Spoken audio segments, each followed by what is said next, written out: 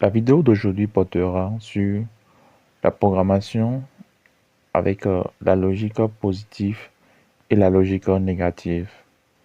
Au premier abord, nous allons parler de la différence qu'il existe entre ces deux logiques.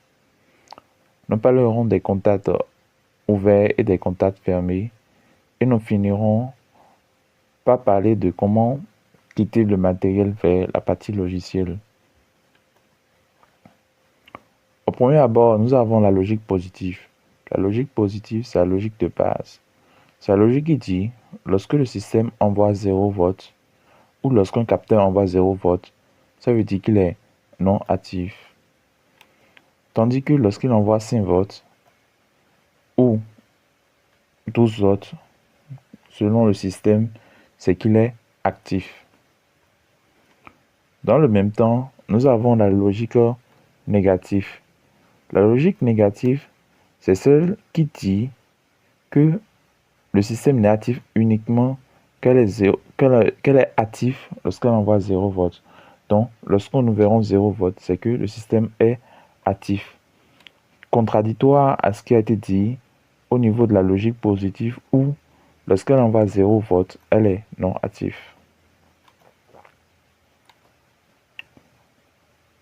Faisons un petit exercice.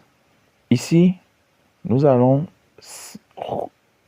simuler des capteurs. Le but est de recevoir, de récupérer l'état des capteurs. Alors, au début, j'active ce capteur. On remarque quoi? On envoie, lorsque le capteur est actif, il envoie la valeur 1. OK? Donc, je resserre d'autres encore. On voit bien que lorsque le capteur est actif, il envoie la valeur 1. Ainsi de suite. Transformons les capteurs qui sont à ma droite en des capteurs à contact fermé. Donc, utilisons uniquement des capteurs à contact fermé pour ceux qui sont à ma droite. Je relance la simulation. On remarque quoi? On remarque que les capteurs qui sont à ma droite ne sont pas encore activés, mais elles envoient déjà la valeur 1. OK? Toutes les capteurs qui sont à ma droite ne sont pas encore activés, mais m'envoient déjà la valeur 1. Tandis que toutes les capteurs qui sont à ma gauche aussi ne sont pas encore activés, mais envoient la valeur 0. Activons un capteur à ma droite. OK? On remarque déjà que lorsque je l'active, elle m'envoie la valeur 0. J'active un autre, aussi 0. Donc déjà, on peut déjà commencer par se dire que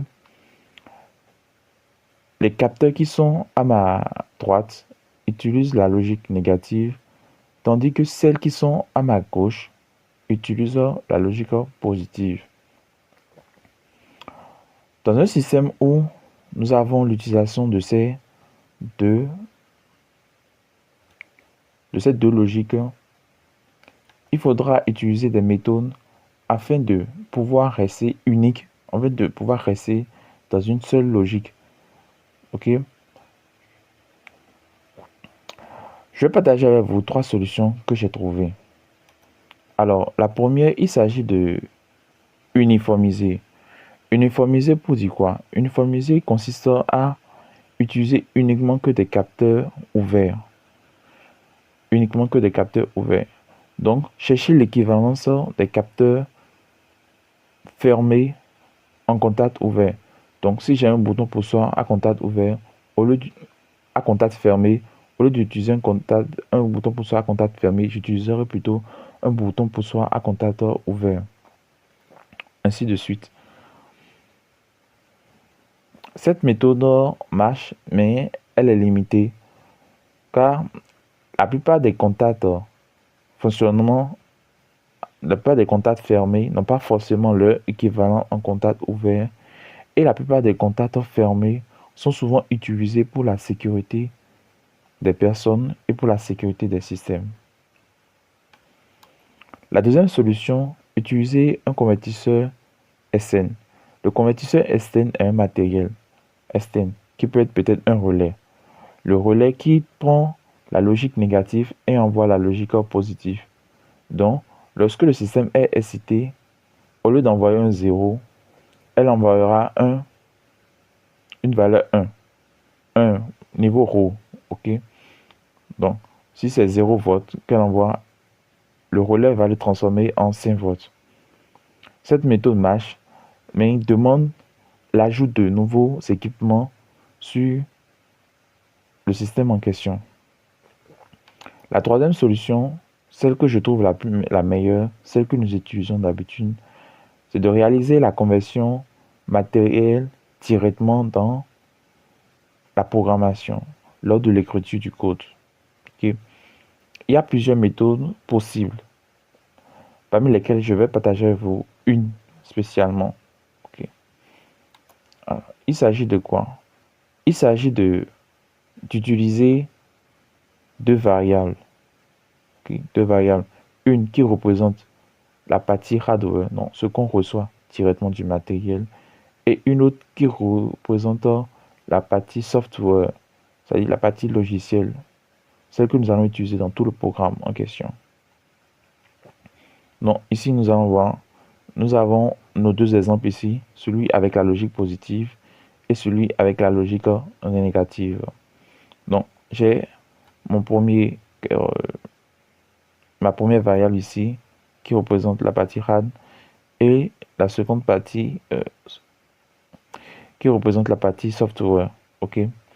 La formule elle est simple, c'est que lorsque l'on utilise la logique positive, on récupère exactement la valeur du matériel. Donc la partie logicielle est égale exactement à la partie matérielle, pas de modification. Tandis que lorsqu'elle est négative, lorsqu'il s'agit d'une logique négative, on utilise la valeur inverse de la partie logicielle. Donc on utilise la valeur inverse de la partie logicielle en question. Une petite simulation. Donc ici nous avons notre contact ouvert utilisant la logique positive. Donc elle n'est pas active. Je reçois bien sûr la partie logicielle 0. Donc je l'active. Ok, une fois activé, je reçois très bien la partie 1 sur le côté logiciel. En faisant ici, celle qui utilise la logique négative, elle m'envoie 1. Ok, la partie logicielle me dit réellement qu'elle est non active.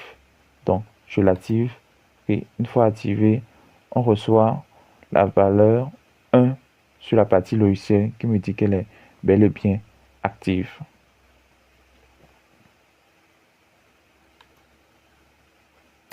Nous sommes à la fin de cette vidéo.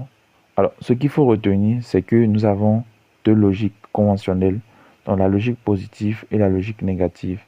La logique positive qui envoie 1 lorsqu'elle active, alors que la logique négative dit qu'elle active uniquement lorsqu'elle envoie la valeur 0. Ce qu'il faut retenir en secondo, c'est que dans de réels projets, vous aurez forcément à utiliser les deux logiques, que ce soit dans la programmation de bas niveau ou de haut niveau. En troisième position, toujours garder une méthode capable de vous permettre de ne pas vous perdre dans ces deux logiques. C'était Morel. Merci de m'avoir suivi jusqu'à la fin de cette vidéo et pensez à vous abonner pour plus de contenu.